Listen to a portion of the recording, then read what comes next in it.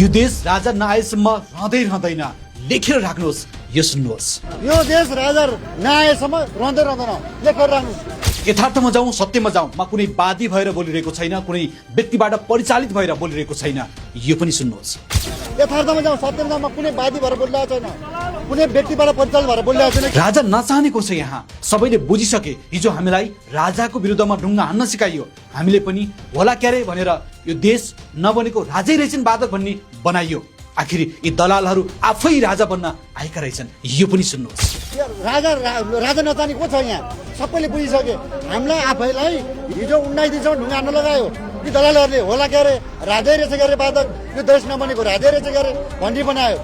आखिर यी दलालहरू त आफै राजा बन्न आएको रहेछ नि त। यो एक युवाहरूको आवाज मात्रै होइन, धेरै नेपालीहरूको यस्तै आक्रोश छ, चिन्तन छ। किनकि राजाले दरबार छोडेको 2 दशक पुगिसक्दा पनि यो देशमा झन् ठुलो सङ्कट परेको छ।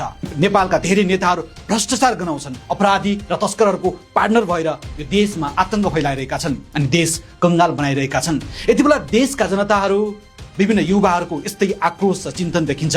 तपाईँलाई यो युवाको भनाइ कस्तो लाग्यो? आफ्नो प्रतिक्रिया दिनुहोला।